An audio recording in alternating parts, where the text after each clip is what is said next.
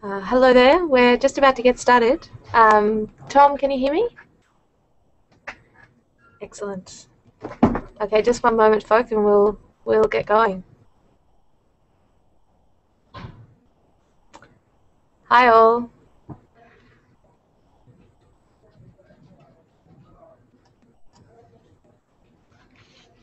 Okay, hello everyone. My name is Victoria McKenzie-McHarg. I'm the Safe Climate Campaign Manager here at Environment Victoria, and thanks so much for joining us for Environment Victoria's first ever campaign webinar. This is my first time running a webinar as well, so I do ask you to be very patient with me. I'm a little weirded out by looking at myself on the screen here, although I can see a few of your beautiful faces down below, which is making it slightly less strange for me. We're really excited about using this as a new campaign tool that will allow us to be able to communicate with so many more of our supporters. We have tens of thousands of supporters right across Victoria, and when we have events, typically it's only those who live relatively close to the city or work in the city who are able to come along. We do try and get out and about where we can, and certainly get out to regional centres. However, it's not always convenient. Hopefully, by using these tools such as webinars, we're going to be able to connect with you a lot more often and more effectively to share information, share our campaigns, create ways for you to get involved, but also to do some training and start skilling up our volunteers to get more active out in the community. So this is a bit of a trial for us. Please bear with us, and hopefully it's really effective, and we hope you enjoy it. This presentation is about a trip I took at the end of last year to the United States to work on a really massive coal campaign that the Sierra Club has been running. The Sierra Club is the largest and oldest environment organisation in the United States, certainly one of the biggest in the world. And their campaign against coal has been amazingly successful. So I wanted to learn from them, to see what they're doing that we're not doing, and try and bring that success back to Australia. Before I get into the session though, there are a couple of housekeeping rules for you all out there. We've got our tech people on standby. If anybody is having trouble using this, or with the sound or with the visuals, please feel free to email. Tom is our wonderful tech guy who will hopefully be able to help you out. You can email him at editor@environmentvictoria.org.au. If you have any questions or comments throughout the presentation, we'd really love to hear from you. So please do email your comments to editor, again, editor@environmentvictoria.org.au, or for those more tech savvy of our viewers, you can tweet your questions and comments as well. Just make sure you use the hashtag lessonsfromus, all lowercase. Most people, we are aware, are watching through the website. However, there are a number of you watching through Google Hangouts, so thank you and welcome. Please do keep your microphone muted throughout this so that everyone can hear the presentation. And please don't mute anybody else. I'll take care of that from this end. As I mentioned before, I will be taking questions, but not as they all come in. I'll take a couple of breaks to answer those. So just do keep sending through those questions throughout the broadcast. Okay, well, let's get going. Thanks all for joining us.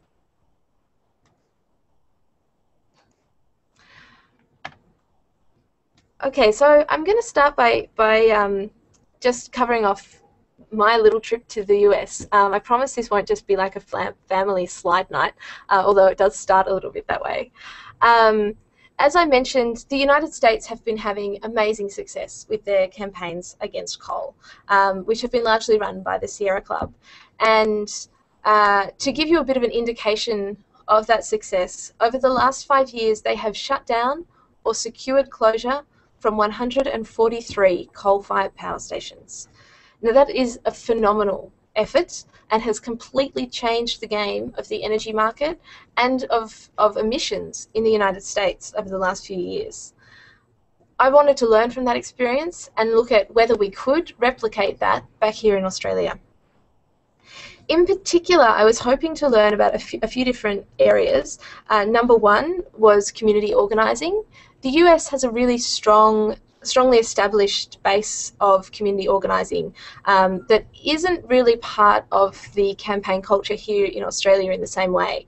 The union movement does a little bit of it, but broadly it doesn't have the same place in campaigns as it does in the States. So I wanted to look at how they were implementing those organising techniques within the coal campaigns. I was also really interested in the way the coal campaigns in the United States have focused on health.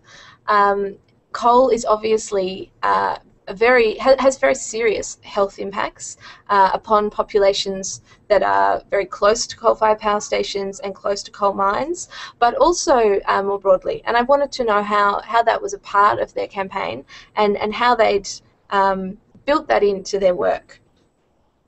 Finally, I was also really interested in how this campaign maintained national momentum.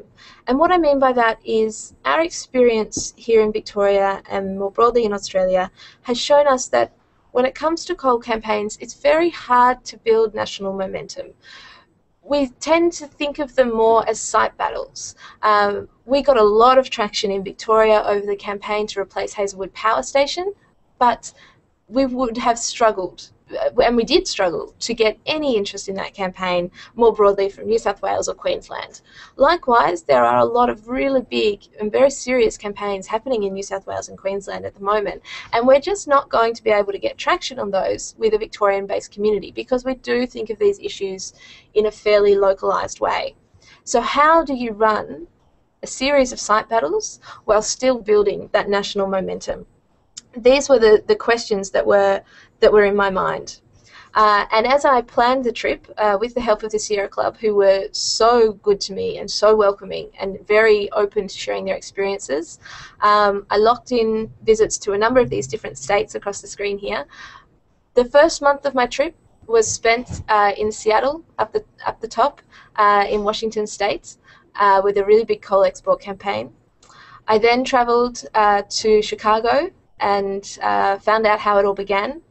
I went down to West Virginia to see the mountaintop removal that occurs there and see how communities who are really up at the coalface are coping with what's happening to their state.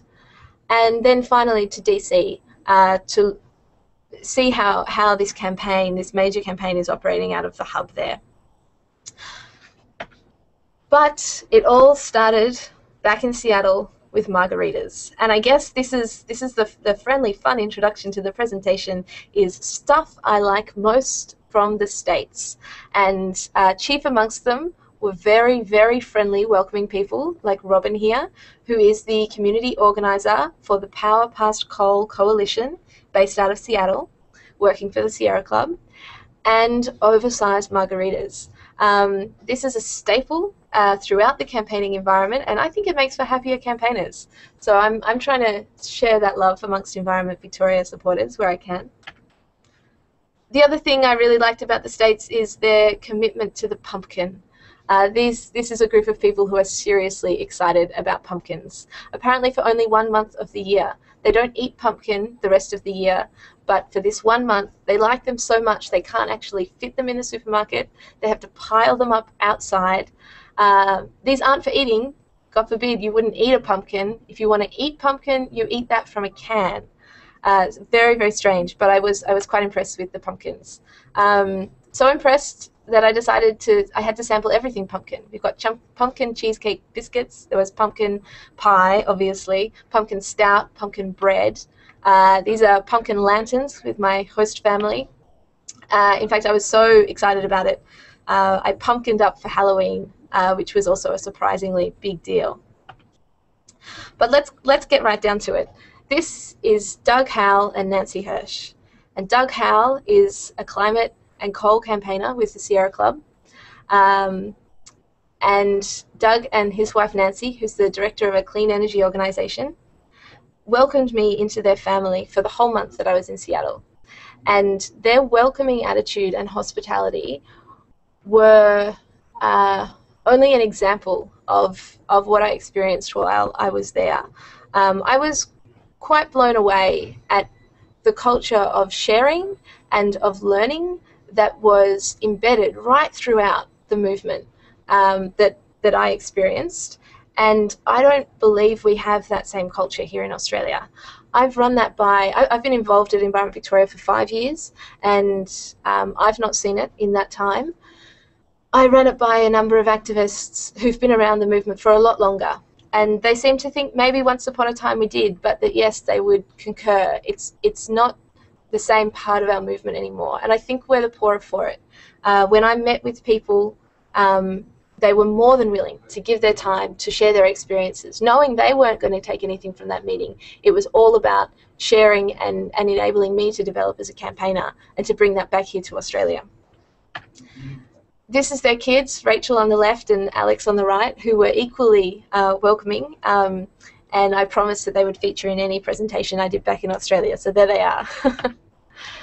And this is the crew at the Sierra Club. About 3 seconds before this photograph was taken, Barack Obama was re-elected as President of the United States, and everyone is pretty happy around the table there. What you can see in front of you are a number of campaigners, organisers and lead volunteers within the Sierra Club head office there in Seattle. As I said, their movement is strong, and their movement and culture of sharing is really strong. But they've also been through really similar challenges to what we have. And as people started opening up a little more, it seems like those challenges have tracked at similar times to our challenges in the movement. For example, when the carbon price fell over in Australia for the first time, many of you will know that was a really tough time for the environment movement. People weren't sure if everyone had made the right decision. We were very disappointed with our political leadership, and it meant that a lot of environment groups turned on each other, for want of a better expression, and within organisations there was a lot of tension. Very similar things happened with the movement in the States when their carbon price collapsed a couple of years ago. However, it's been this coal campaign that has really united people again, brought them back together, and I would say strengthened their movement because of it. So I think that there is a lot to take from that, in that while we might not have the strongest culture around sharing and building our skill base at the moment, I think we actually are growing through where we've been and are headed in the right direction. But on to the actual campaign. This is a bit of a map of the campaign I was working on. As you can see, Seattle's based up there in Washington State. Those sort of explosion marks, I suppose, are proposed coal terminals. There are some big proposals on the table to mine coal with big new coal mines in the Powder River Basin in Idaho and Wyoming and Montana, and then to train that coal across these states to export it to Asia. The train lines, the proposed train lines, are obviously mapped there before you, and you can see the proposed ports. What was really interesting about this campaign is the breadth of issues that they managed to cover. And I believe that was partly because of the strength of their coalition, as well as the strength of the campaign. These coal ports have serious potential consequences. I went up to Bellingham, up the top there. That waterway that you can see coming right down through Seattle and to Tacoma down the bottom there is called Puget Sound. And Puget Sound is a beautiful natural environment. People in Washington State are really proud of their natural environment. There's a massive local fishing industry and seafood industry that would be threatened, particularly with a coal port there in Bellingham. People locally were very aware of what that would mean for their industry, for their town, and for the health of their children. And those concerns were echoed in every town you can see marked along there, along these train lines, but also at several other small towns right along. Every town along the train route knew what a coal train going through their town was going to mean. A mile-long coal train was going to mean that traffic lights were held up for 9 minutes at a time. So if you're on one side of town and a coal train's going through and you need an ambulance, it's going to be 9 minutes just to get through that one set of traffic lights to get across town. People in those towns knew exactly how much mercury was emitted per hectare from each carriage on a coal train, how much mercury was in the dust that came off that. And they could tell you exactly the impacts of 1 teaspoon worth of mercury spread across their town, and what the impacts of that building up in the food chain would be, and what the potential impacts on their children were going to be. The amount of information that had been shared by this campaign was phenomenal, but that was done not through a typical education, broad brush campaign, but through a really committed organising model where people are getting out and talking to one another and sharing information and making sure their community is informed and has the information required to make a decision about whether a coal train in their town is a good decision, or a coal port. I was aware of the US style of community organising. It was one of the main reasons I went there. I also knew I would be impressed by it when I saw it in real life. I didn't realise quite how blown away I was going to be by the phenomenal organising effort that had gone into this campaign. Here you can see on the wall, it's pretty self-evident, one of these coal cars represents 1,600 calls to supporters. And along the top row there, you can see they've made about 35,000 calls thus far in the past 12 months. Now, that is a number of different environment groups working together. That is their volunteers turning up every night to get on the phone and call people and talk about this issue, because they realise this is really important, and receiving a pack in the mail or receiving an email only works for so many people. If you really want to get people to understand what's at stake, you need to talk to them. And unless you can talk to that many people face to face, the second best thing is on the phone, where you have a human conversation with someone. And that was a fundamental of the campaign. It wasn't easy. Certainly wasn't easy. It took hundreds and hundreds of man hours, and it's also very expensive. It's expensive making those calls, and it's expensive coordinating that many volunteers. That doesn't just happen. That's something that needs to be organised, and I'll get to how they covered that later. But being able to see the impacts of such a massive organising effort was really, really something else, and helped confirm that Environment Victoria was moving in the right direction with our work, but also that we had a lot of space to grow. And this is the result of that calling. This is Bellingham that I pointed out before, on the day of a public hearing about the proposed coal port in their town. And this is one of the rooms in the basketball stadium that had been broken up for this hearing. Basically, this was an opportunity for people to present their thoughts about the proposal to key decision makers, kind of like the EPA, if we had a chance to publicly present to the EPA. And there was space for 200 people to talk for 2 minutes each. This is a small town. There was over 2,500 people turned out in opposition to the coal port in that town, and the 200 spots for speaking filled right up. And it was a really, really impressive sight, particularly impressive given that many of these people queued from 6 o'clock in the morning until 11 a.m. when the doors opened in pouring rain. I've seen, films and documentaries about Seattle. I thought I knew what pouring rain was, but I didn't know until I'd stood in it for 5 hours. It was really quite something else. The commitment of these people was only achieved because of the massive organising effort that had gone into getting them there, and the one-on-one personal conversations that had been had with each of these people to make sure the community understood how important it was. The other thing I learned from this exercise is the importance of stories, and that was something that really jumped out to me right through my trip. We we use stories in our campaigns a lot. It's really important to help everyone understand the human impact of what we're talking about. But often it's an add-on. It's a part of what we do. It's not core business. It's not the way we campaign. I would say in the States it is the way they campaign. Their entire campaign is built around personal stories.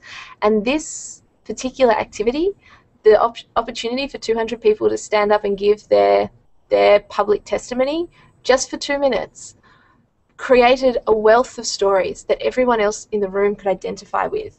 It was it was incredibly empowering for the people who gave the testimony, but then for everyone else who felt the same, who waved their hand in the air in support whenever they agreed with something, they knew that their fears weren't just theirs. They were shared by so many others. It was a really empowering action. This is a volunteer meeting that we had a week later to talk about how to write a comment to the EPA about the proposal. A comment in the States is basically the same as a submission here in Australia. And I'm showing this slide because I'd poo-pooed this event, to be honest. I was thinking, really, a lesson on how to write a submission? Can't we put some dot points on the website? And you know, there's plenty of other things we could be doing with our time. I was approaching it from the perspective of, we just want to get more submissions. Let's get out there and talk to more people and make sure we're getting them in the room. But actually the people we're engaging with have wants and needs as well.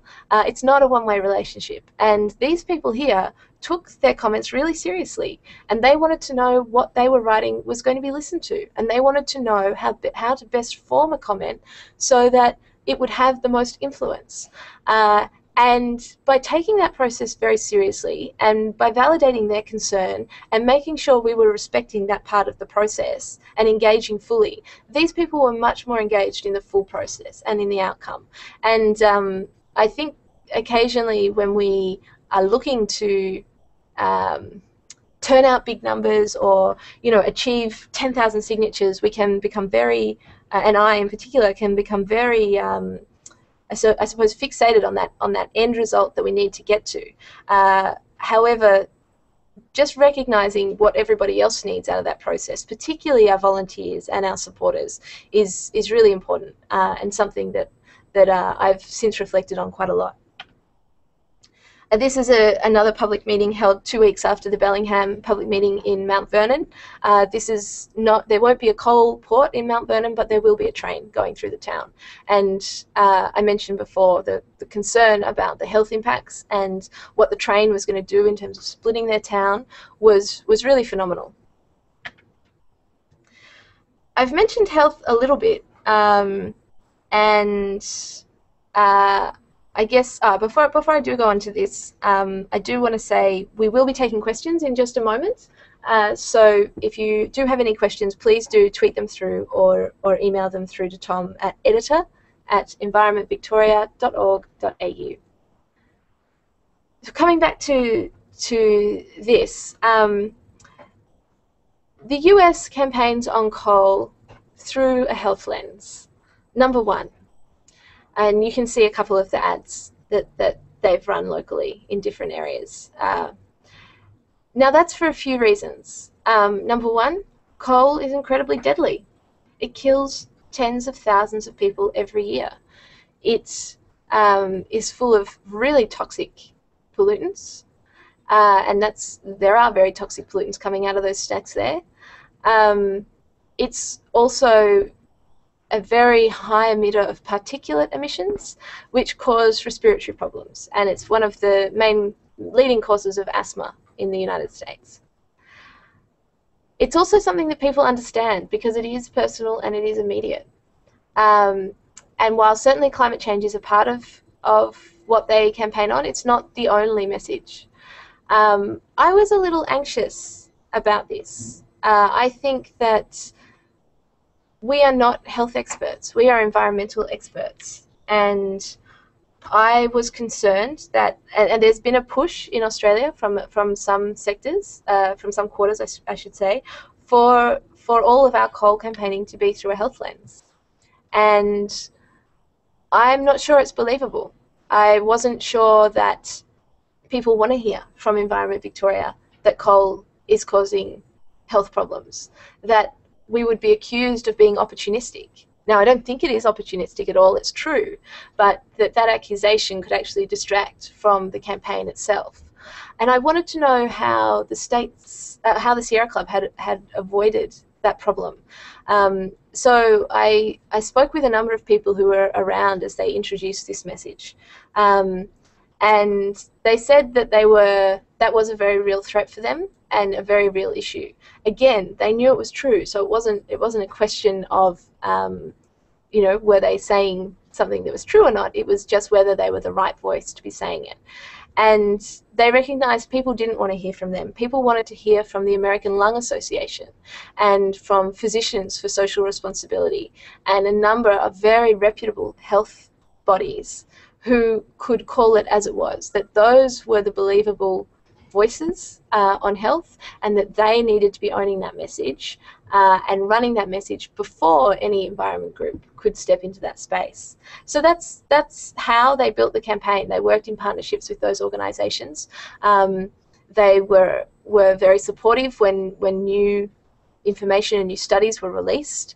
And because that message has now been so widespread, the Sierra Club is able to run these sorts of ads and get no pushback. Because the community knows it, the community believes it and understands, yes, these are very serious health impacts and it is affecting our community directly.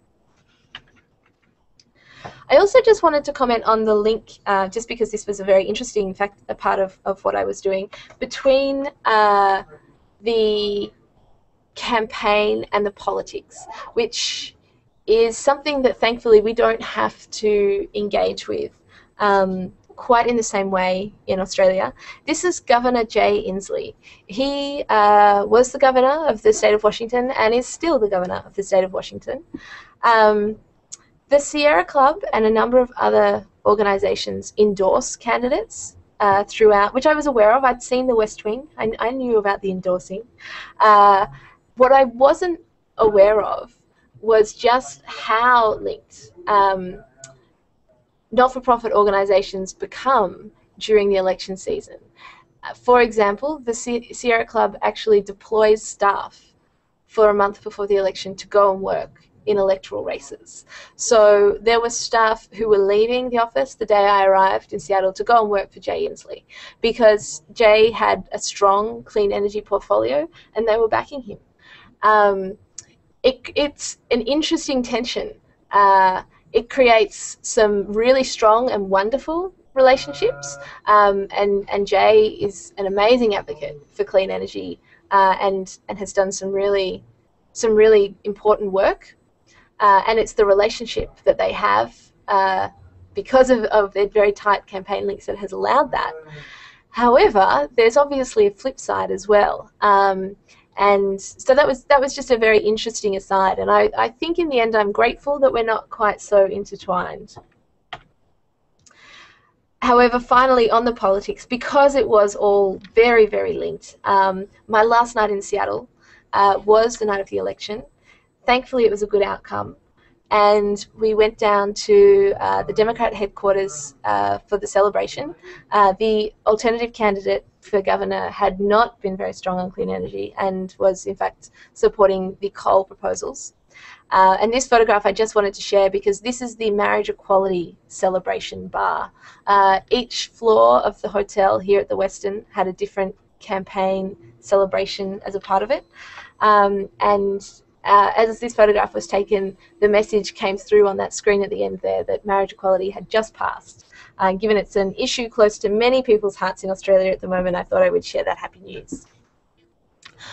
Okay, so if we're ready with questions, I'm going to take some now. Just one moment while I get set up here.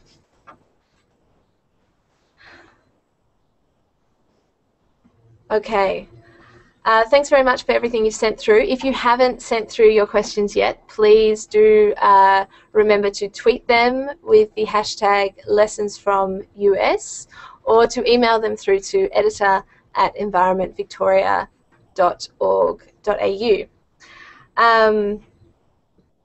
It looks like one of the questions that's come through, there's been a couple along this line, can health be a useful campaign angle going forward? I think the answer is yes, absolutely. I think it's a very important campaign angle going forward.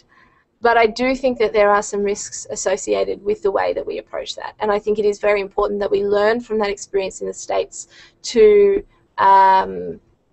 make sure we are bringing in the right voices and empowering the right parts of our community to be involved. A couple of months ago, the head of the Cancer Council in Australia publicly launched a report into the health impacts of coal and asked the question, is this really a serious problem for cancer rates in Australia? And do we need more research into this? He concluded that yes, we do. We don't know enough about what the impacts in Australia are at the moment.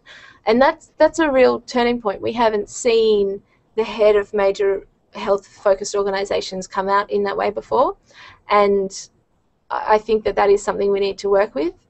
At the moment, coming back to the messenger, I think it's also not just for big medical organisations to be engaged with that, but for local communities who are actually bearing the brunt of the health impacts of coal to be involved in building that message and asking those questions locally.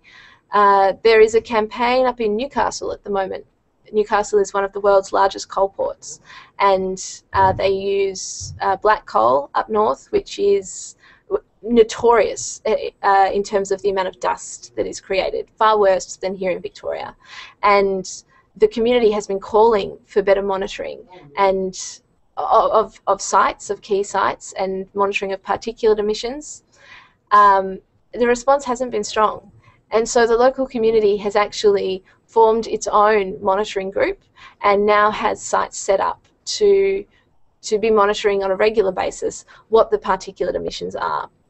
I think we will increasingly see local communities taking responsibility for action in their own areas when our EPA or our health bodies or our governments are failing us. So I certainly think it is a very important way forward. I don't think it's the only way forward, and I do think that we need to be really honest about the full suite of issues with coal. And number one for us is that it is one of the biggest, if not the biggest, cause of climate change globally. And Australia has a lot to answer for on that front, both in terms of our domestic emissions and our coal exports. Other questions coming through are about what replaced the power from those closed down power stations.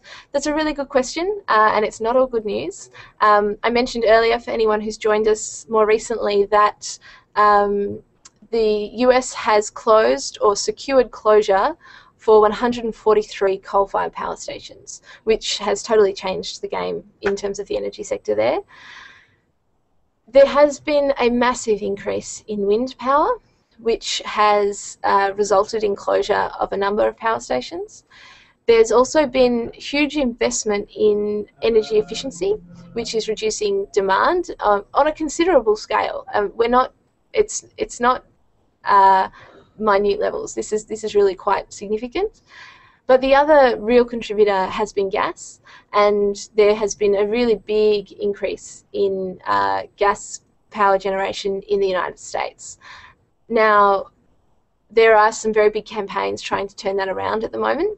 And while I was working on the Beyond Coal campaign, there is simultaneously a Beyond Gas and a Beyond Oil campaign to try and make sure that we don't end up with a full transition from coal to gas-fired power in the States. That's a similar issue here in Australia, although what we're actually seeing is the growth in renewables happening so rapidly and the price point coming down for renewables so rapidly that we have an opportunity to actually bypass gas for a lot of our energy and move straight to clean renewable energy. We're seeing massive demand reduction across the national electricity market in Australia, partly because of rising prices, people are using less, partly because of energy efficiency, people are using more insulation and being more efficient in their homes because of environmental concerns as well as power concerns, and also partly because of solar panels on people's roofs. When you put a solar panel on your roof, you're not just generating electricity, you're also reducing demand from those coal-fired power stations, and that's actually having a very significant impact right across our grid at the moment. So I might get back to it, but do feel free to keep sending through those questions, and I will certainly take more of those at the end. And please do keep tweeting as well.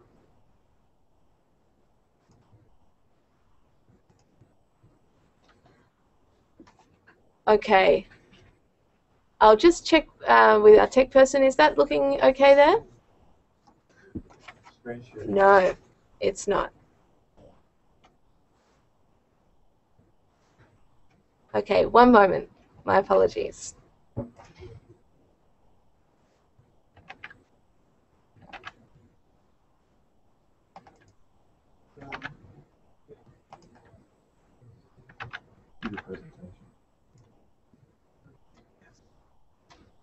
Okay, here we are. Thank you. At the end of my month in Seattle, I went to Chicago just for a few days. A wonderful, beautiful city for anybody who hasn't been there. But the main point of my trip was to meet up with the club office there, but also to meet a volunteer called Verena. Verena has been volunteering with the Sierra Club for decades, and she is one of their lead volunteers across the country. And a few years ago became very aware of the issues surrounding a new coal-fired power station that was planned for her area. And she convened a meeting of other volunteers in her garage out in the suburbs here in Chicago, and they decided, we've got to do something about this. This can't go on. So they took it to the club, and that was the start of what became the Beyond Coal campaign. The strategy for the campaign that was decided very early was, we're not going after one coal-fired power station. We're going after the lot. This is not just a problem in my backyard and in my suburb. This is a problem for any family who has to live near a coal-fired power station, and this is a problem for anyone who wants to live with a safe climate future. If our strategy is to win, we've got to go after all of it. There are no half marks here. And that has proved to be a really successful approach for them. It has been empowering for their supporters. It's been inspiring for the communities that they're working with. And it has also inspired strong donations. I said before I would come back to how the States has managed to run such big successful campaigns on coal, and I don't think we can ignore the fact that money plays a really big part of it. The Beyond Coal campaign has had $70 million in donations over the last few years. That is an unheard of amount of money in campaigning in Australia, and it completely changed the game in terms of what was possible in the States. That was largely made possible by a single one-off donation by Michael Bloomberg, the Mayor of New York, of $50 million, a personal donation of $50 million to the Sierra Club with one instruction, and that was just to get rid of coal. That can't be ignored. That money has enabled the club to have campaigners and organisers in every city where there are coal-fired power stations. It has enabled a legal team like you wouldn't imagine. Doug, who I was living with in Seattle, is one campaigner working on one coal-fired power station with a team of 15 attorneys. The influence that has and the ability to really work through the issues with coal in each of those states is amazing. That said, we don't need $70 million in Australia to turn things around. We can do a lot with a lot less. However, it is good to note that money does actually make a difference. After Chicago, I then went down to West Virginia, and I spent a full week in and around Charleston, the capital of West Virginia, with a campaigner there, Bill Price, to see the other side of the coal story. Seattle is a very liberal city. It's a liberal bubble. It's kind of like if you made North Carlton into a whole city. That's the sort of demographic and the politics that you're dealing with. Obviously, West Virginia was somewhat different, and this is coal central. And in West Virginia, they mine their coal in a far more aggressive way than almost anywhere else. It's a technique called mountaintop removal, where basically you just blow the top off the mountain and you tip it down the valley on the other side to get at the coal. It's incredibly polluting. The sorts of chemicals and toxins that are pumped through the water are unbelievable. The communities are decimated, absolutely decimated. And the money does not flow through to the local community. It flows through to a couple of coal barons, and that's about it. Oh, and to the pockets of local politicians would be the other place. But despite that, the entire community is entirely supportive of coal and what it provides for them, which, to be frank, isn't much. They don't like Democrats in West Virginia at all. This was amusing. I arrived here about a week after the election, and I thought this was the best looking gum I'd ever seen, so I had to buy that. Best $1.50 I ever spent. And this is mountaintop removal, or what you can see of it. It doesn't look that bad here. They make sure when they blow the top of a mountain that they leave a single row of trees. You can see it right along the top there, so that tourists and anybody driving these roads doesn't see the destruction from behind. But there was a mountain behind there, and on one level it might not be that shocking, but for the people who live here, these are proper mountain people.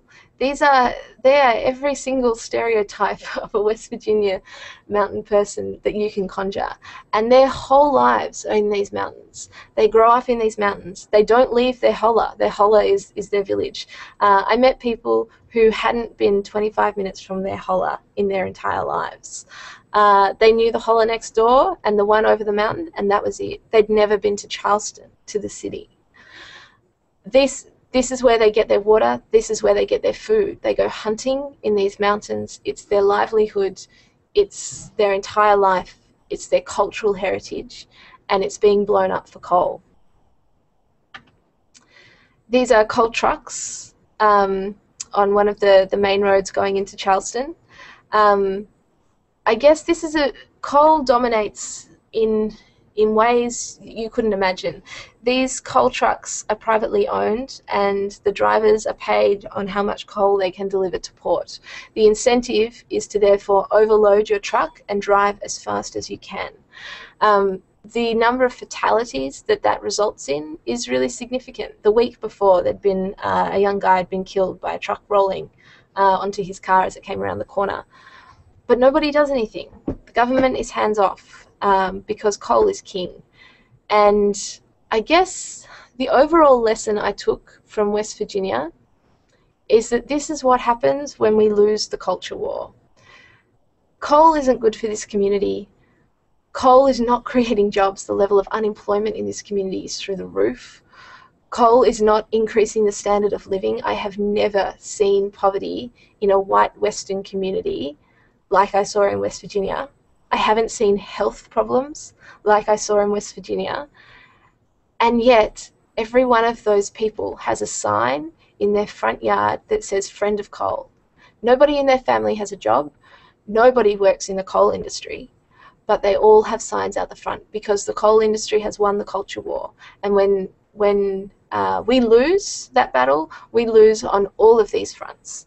And I think it's really important to remember what we're up against. It's daunting and it's scary, and I mean, I feel it's scary, and I live in Melbourne. I can't imagine what it's like to live in the Latrobe Valley in Victoria and face this every day. But people do face this every day, and this is what we're fighting to stop. This is an example of the housing in a regular holler. There'll be no shops here. There'll be no community centre here. There's nothing for anybody to do, and most of these people won't have any form of employment because there just aren't the jobs in the coal industry that the industry claims there are. These houses are mobile homes here.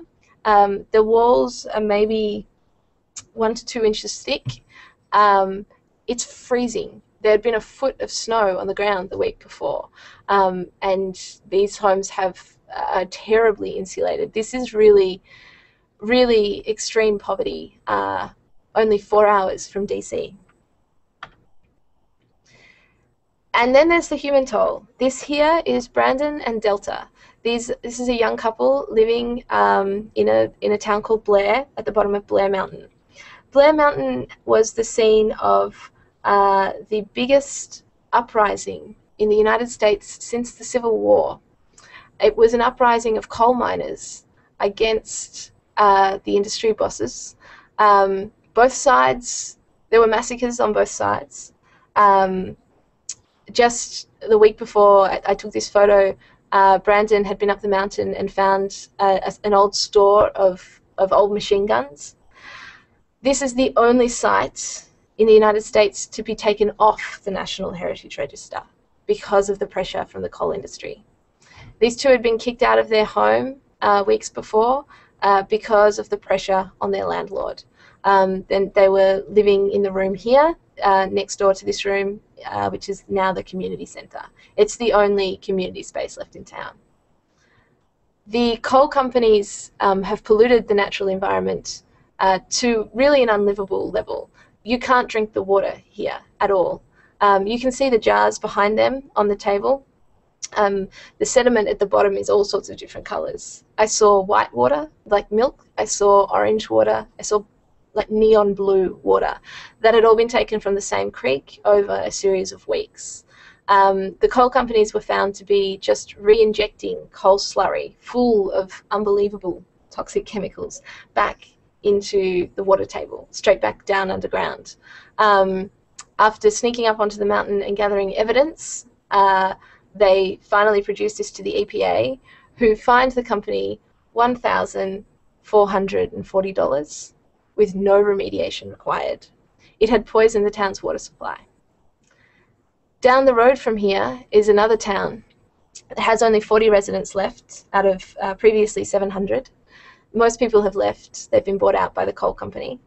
In that town, there's been a cancer cluster, and 5 people have died of brain tumours over the last 5 years. And this is the story of coal. This is Dustin. Dustin was a big supporter of the coal industry for a long time because he grew up at school in West Virginia and that's what he was taught. It was only when he went to visit his family cemetery, and family cemeteries are a really big deal in West Virginia, up the top of a mountain, and he was found he was blocked off by a coal company. They wouldn't allow him up there, and he and his uncle then discovered they had plans to bulldoze the cemetery in coming days and tip it down the side of the mountain. That they put up a fight, and they realized perhaps these companies weren't there for the community after all. This is 2 water samples they took from a creek at a town previously known as Lindytown. This is Lindytown. 3 years ago, this was a town. There were houses down both sides of this street, but behind that mountain there at the end is mountaintop removal, and the company didn't want any opposition. So they came in and they bought everybody out, and they demolished the houses because seeing empty, dilapidated houses is bad for morale. Most people weren't sure if they wanted to leave or not. Some people left very willingly. They just wanted the money. I should say the money is not necessarily enough to buy a house anywhere else in America, and a lot of those people are really suffering now. But a lot of people did want to stay, and eventually were intimidated into leaving. One morning they woke up and all of their pets were dead. all of the pets that had been in the yard were dead, poisoned. There had been big trucks lined up along the side of the road on the only road in and the only road out, with big burly miners sitting in them with shotguns, just watching everyone come and watching everyone go. That kind of intimidation is really serious. There are now just two houses left in Lindy Town. And this is the water in the Lindy Town Creek. It's looking pretty good today. This is the conductivity. It's about double what is legally allowed, but Dustin has seen it up to 4 times higher than what is legally allowed for a natural waterway. And this is how you win the culture war. Alpha Natural Resources sponsoring the education system. I mentioned before about Blair Mountain, one of the most significant national heritage sites in the country. Dustin didn't learn about that at school. The history books have essentially been rewritten, and the community's knowledge and engagement of their own heritage has been worn away by the influence of the coal industry. And this is what we're fighting for. Here is, I mentioned before, family cemeteries. This is a family cemetery that they have fought to preserve. There are rules about how far around it you're allowed to blast when a cemetery is preserved. We got up onto this part of the mountain by hiding the car and climbing up the back way. And then I went up to the top of the line of trees there, just at the edge, and that's what's on the other side. So that there is mountaintop removal. Interestingly for me, this wasn't that shocking, and maybe it's because I'm Australian and I'm used to seeing really, really big mine sites. For the locals, this was what devastated them. Seeing these mountains having been destroyed, it was really ripping the heart out of so many people. Whereas for me, it was the local health issues and the water pollution that I just couldn't get my head around. I kept trying to argue, but what about, surely you've taken legal challenges, or surely the politicians, can't put up with this kind of thing. And I think they were very patient with me, but it took the full week I was there for me to really grasp the level of influence of the industry and the level of corruption right through every layer of society. This here is a valley fill. So this is what happens once you've blown stuff out the mountain. You need to put it somewhere. And so you fill up a valley. That was a valley there. Now, obviously, this has consequences because water would usually run off a mountain through trees and through natural streams. So they just construct a stream down the center there with those rocks, and that's meant to replicate the natural flow of water off the mountain. For anybody with any understanding of natural hydrological systems or of geological structures, that's clearly not going to work. And as a result, any towns below valley fills face fear of constant collapse of these fills. They have collapsed and wiped out towns and killed people, and they've also created severe flooding. The green on either side is actually sprayed on. That hasn't naturally returned. Basically, they spray on chemicals with seeds, and that's a sort of a grassy kind of cover that's grown as a response. But there is, because of the toxics in the soil, there is no chance that will ever return to the mountainous environment that it was. And this is what the signs look like in little towns all over the place. This is the town of Flint in Sylvester County, and this is the culture war when it's been won. This is Patricia. Patricia is a dust buster. Patricia got sick of what was happening with dust in her town when the coal miners came to the area for their mountaintop removal. And she started monitoring dust herself, her and a friend, saying, this is not right. they got nowhere with the EPA. They got nowhere with the mine management. So they started monitoring it themselves. They told the whole town, don't you go and clean your windows. Don't you wipe off the dust. Let us come and check it every day for years, and collecting all of their data. And they finally went to court with their evidence that they had managed to collect. And they won a condition on the mine just over the hill. The mine is here. Right in front here is the primary school. Just where those two mountains meet there in the middle on the left-hand side, you can see a little development. That's the edge of the mine there. And it basically blew dust all across this town. They won a condition that when they were going to be mining and when the wind was blowing, they needed to put up a cover essentially over what you can see there. They were mining today, and on this day that I was there and took this photo, and there was no cover up. So they won their case, but it didn't actually result in a major change. What they did win, however, was a move of the primary school. Sylvester lost its primary school, and they moved it to a town up the road because the kids in this playground were covered in coal dust whenever the wind was blowing in the wrong direction. But it's not all bad in West Virginia. Before you get all down and out, they have really fun, amazing bluegrass music, and it seemed to be a part of every town that I went to. So, you know, there's something to be retrieved. Finally, I went to DC. I wanted to sort of see where the heart of this was, and how this campaign was approached in a national sort of way. In particular, I was interested in their legal strategy. A lot of the strategies that they have employed can't actually be implemented here in Australia because it is a very, very different energy market, and the structures of ownership and control of power stations are very different. However, I guess one of the key things I learnt here was the interaction between the legal teams and the campaigners, and the need to learn to understand one another and understand what we're each trying to get out of the process. There's a lot that happens out on the coal mines that we don't know about and that we should be following up on. And we don't have enough of an understanding about what can and can't be done, or should and shouldn't be done. We don't have enough of an understanding about the gaps in the law that are letting us down. And I guess the size of the legal team that they've had in the States has really allowed that to develop there.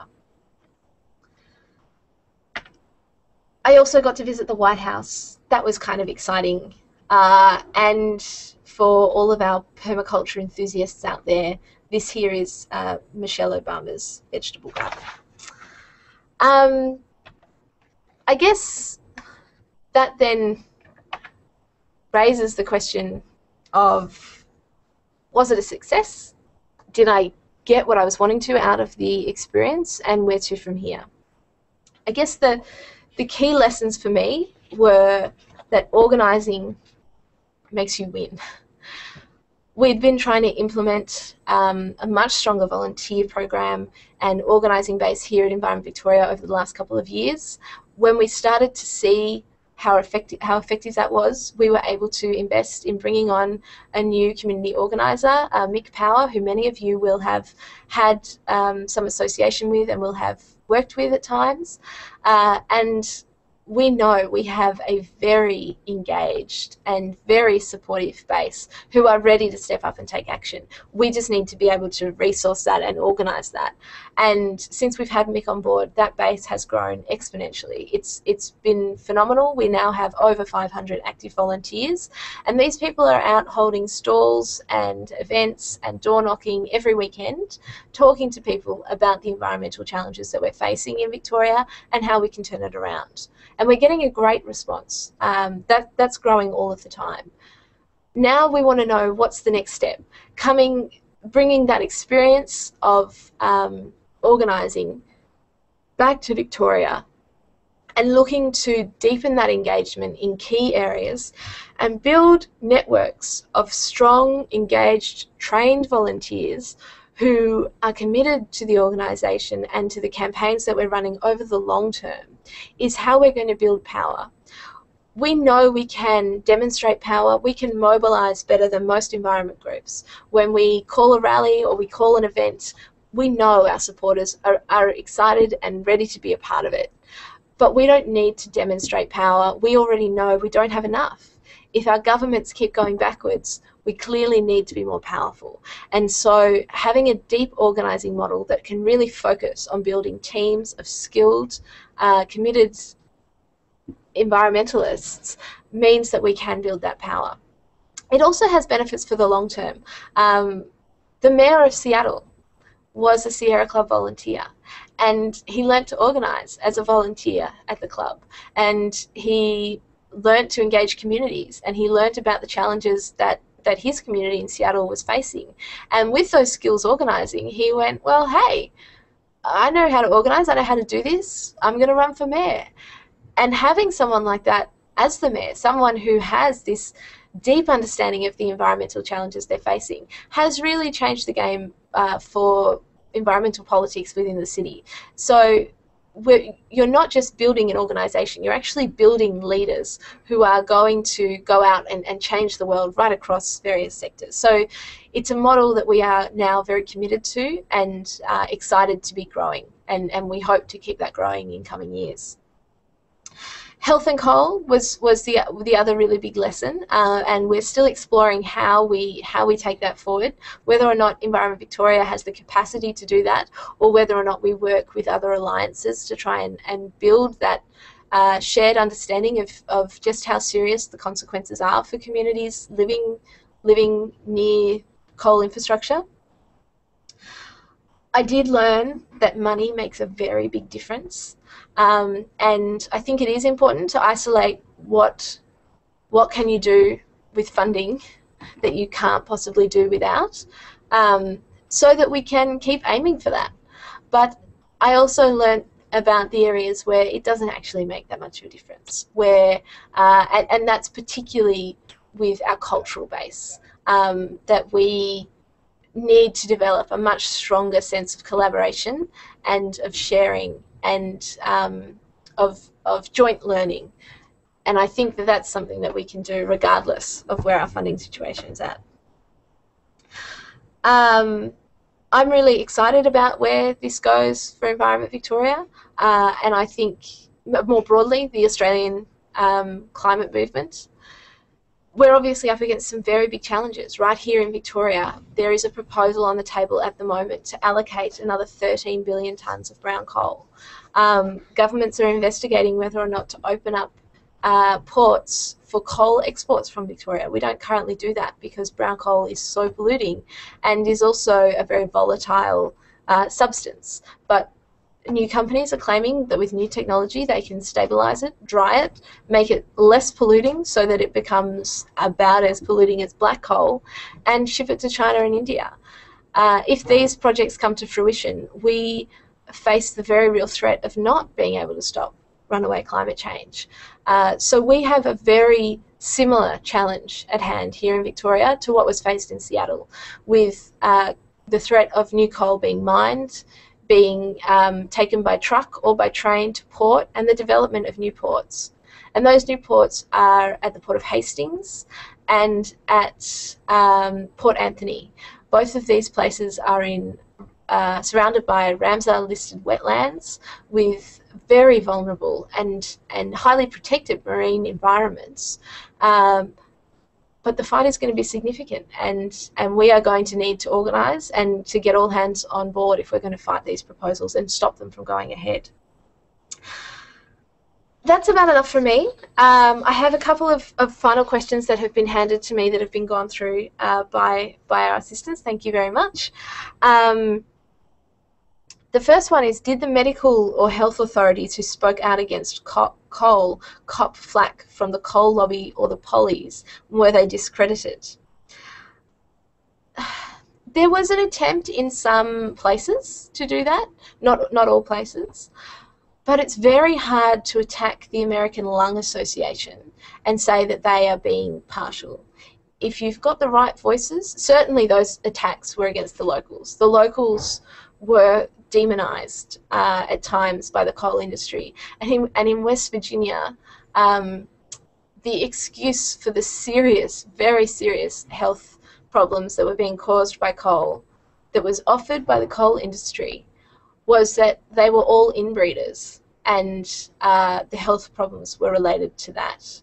That it was a disgusting thing to say about any community and wildly offensive.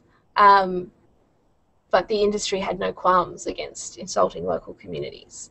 We are seeing similar insults, not of inbreeding, but attacks of local community happening up north at the moment in Newcastle, calling people who are saying, hang on, we want monitoring about what the dust is, extremists, and saying that they're out to destroy the economy. These people are worried about the health of their children, and they're worried about the very high rates of asthma locally and what the impact of that is going to be. So we have seen it at that level. It's been less so with reputable medical organisations, and I think it would be a really tough call, for example, for the coal industry to take on the Cancer Council in Australia. I bet they'll try, and I'm sure that they will attempt to discredit any health professionals and scientists who speak out. But whether or not that actually gets traction in the community is another thing. Can I please explain what I mean by water conductivity? This is basically a test of various metals and chemicals that are in the water. So it's just the amount of electricity that the water can conduct. And depending, I'm not a chemist and don't have a biology background at all, so I'm not, my science isn't strong. I don't know what metals are specifically related to that, but certainly with coal operations we do see build-ups of heavy metals in waterways. We have some concerns about what might be happening with that in Victoria at the moment, with the Latrobe and the Morwell River coming out of the Latrobe Valley.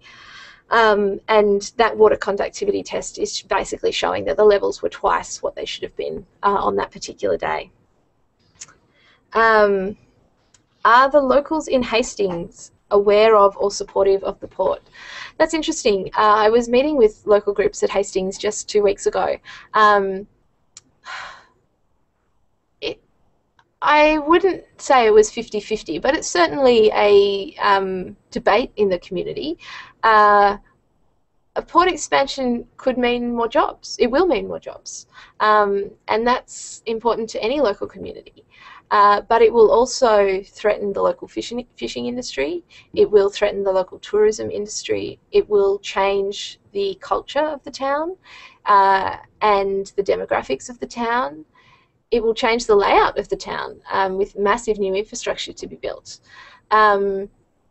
So I've certainly, there is a lot of concern about what that will mean locally. And Ramsar listed wetlands are some of the most precious wetlands globally, and that's certainly all around the Port of Hastings and Port Anthony. Port Anthony is a very new development. There is an individual, John Anthony, who is looking to develop that, and a number of the new coal projects on the table at the moment would like to see that further developed. It's at Corner Inlet. It's opposite the Prom. But if anybody values the future of Wilson's Prom, then you should be pretty vocally opposed to development of a major port for bulk goods at Port Anthony. It's a very dangerous proposition. One final question. Can I comment on the awareness of the link between climate change and coal? Do they get the climate crisis? I'm not sure if this question is in relation to Seattle or West Virginia. In Seattle, they certainly do get it. As I mentioned earlier, it is a very progressive area, and despite the fact that climate change hadn't been the #1 message being drilled by groups all of the time, it was overwhelmingly the key message coming out of those public hearings that I mentioned earlier, and through people's comments. They're very concerned about it, what it means for them. they're concerned at a global level, as a sort of meta issue, which we all know climate change is. But they're also concerned about what it means locally, and very well versed in what it means locally. I mentioned before, Puget Sound has a really thriving seafood industry. I was taken out to Taylor Shellfish, one of the biggest seafood and most successful seafood companies that they have there, and taken oyster shucking, which is a local pastime, and was taught to shuck the oysters. And my host was complaining that they don't shuck like they used to because the oyster shell is so much weaker. It flakes, and that's because of increased ocean acidification due to climate change. It's changing the face of all of their industries, and they're already feeling it. So it was very well versed. Not so in West Virginia. Not at all. Complete opposite. That was not a conversation that would be able to be had in that community. People are very much focused on their immediate needs of feeding themselves today and being able to pay their bills next week, because it's just a very different place, and people have very immediate needs. One final question, how does EV interact with Quick Coal, EDO, which is the Environment Defenders Office, and ACF? I assume you're talking about in the way that we're interacting with this campaign. We're currently looking at how we might form a collaborative approach to the coal issues that we've got in Victoria. We often work side by side with one or two, but rarely do all the groups come together to take on a fight. Partly because of capacity more than anything else. It's really hard when everyone's got competing interests and issues, and not a whole lot of staff time. That said, I was really impressed with the very collaborative approach that was taken in the US. That was one of the issues that I think was aided by funding, because it meant that people weren't feeling drawn off to work on other issues that might be better funded. They knew they could run this campaign, there would be the funding to be able to do it. They could do what was the priority, not what was the funding priority. And so that is certainly a challenge with collaborations, acknowledging where every group is at, but certainly there's a lot of awareness about the risks involved in Victoria at the moment and how serious they are, and we are continuing those conversations. And I'm hopeful that we will actually be able to form a really strong campaign around this going forward. This is the opportunity to decide, does Victoria have a coal future or a clean energy future? And I think we're well placed to make sure it is a clean energy future, but it's going to be a lot of hard work. I really hope this presentation has been a part of inspiring some of you to be a part of it, because we are only as strong as the people who stand with us, and I really hope that you will be amongst them. I'm going to leave it there. We're at 6:30. I want to thank you all so much for being a part of this. As I said earlier, we are really hopeful this will be a tool we can use again to build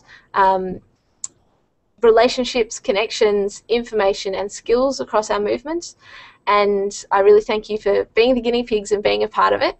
I hope you found it useful. If you do have further questions, please do feel free to keep sending them through. If we don't get back to you tonight, we will tomorrow. We will also be emailing out to you a survey about how you found the webinar. We want to make sure we're making it as useful for you as possible. So please do fill in the survey and let us know how you found it. We'll be really interested to hear back from you and hear your thoughts. Finally, I want to say I was able to do this trip because Environment Victoria supported it, and because the Sierra Club supported it. Not wholly, it was a large donation from me and my time and finances, but EV was very supportive of doing this because they recognised the opportunity to grow and to really develop the power that we need to win the campaigns that we're fighting on.